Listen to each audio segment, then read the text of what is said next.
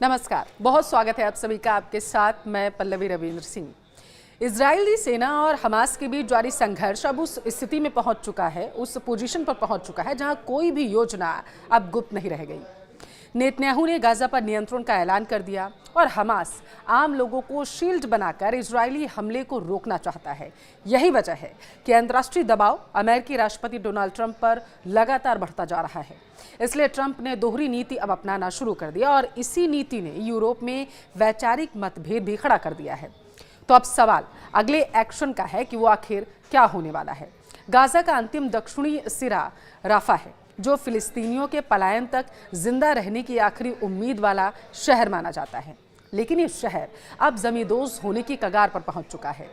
Gaza पर यह कार्रवाई इजरायली सेना ने ऑपरेशन गिडियंस चैरियट के तहत कर रही है और हैरानी की बात यह है कि ना तो इजरायल के इस ऑपरेशन पर ट्रंप कुछ बोल रहे हैं और ना ही उन्हें इस नरसंहार कार्यक्रम से कोई फर्क पड़ रहा है। कोई उन्हें टिप्पणी भी नहीं दे रहे हैं।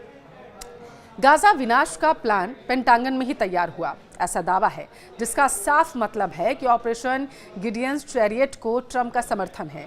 गाजा में जारी संघार ट्रंप के प्लान के तहत ही हो रहा है और गाजा विनाश का प्लान पेंटागन में ही तैयार हुआ था, ऐसा दावा है।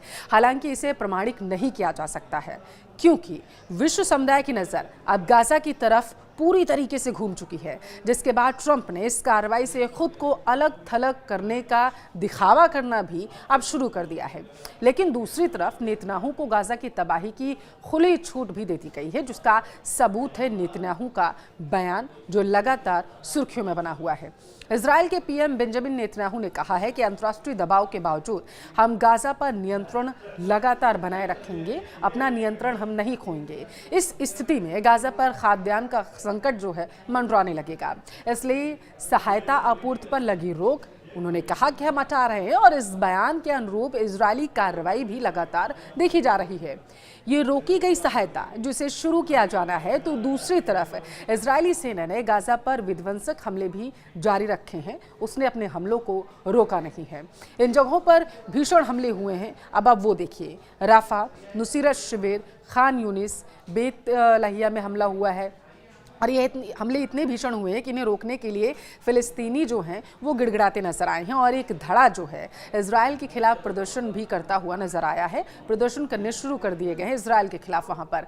हालांकि इस बारूदी कार्रवाई के बीच इजरायल ने गाजा से बाहर निकलने की ढील भी दी है, जिसमें चुनिंदा फिलिस्तीनी ही बाहर जा सकते हैं और ये सख्ती इसलिए बरती गई है ताकि हमास के लड़ाके गाजा से बाहर ना निकल सके। और इसी सख्ती ने यूरोप के कई देशों को भी इजरायल के खिलाफ खड़ा कर दिया है।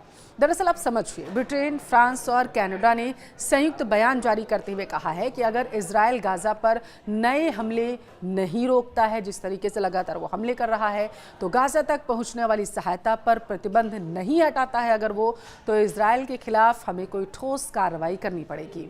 यानी अंतर्राष्ट्रीय समुदाय अब इस तरीके से भी इस मामले को देख रहा है। उधर उन्होंने कहा कि नेतन्याहू ने गाजा पर नियंत्रण के लिए कदम आगे बढ़ा दिया है, उन्हें रोक पाना अब किसी के वश में नहीं है। इसलिए गाजा में हर दिन पहले दिन से बड़ा हमला हो रहा है।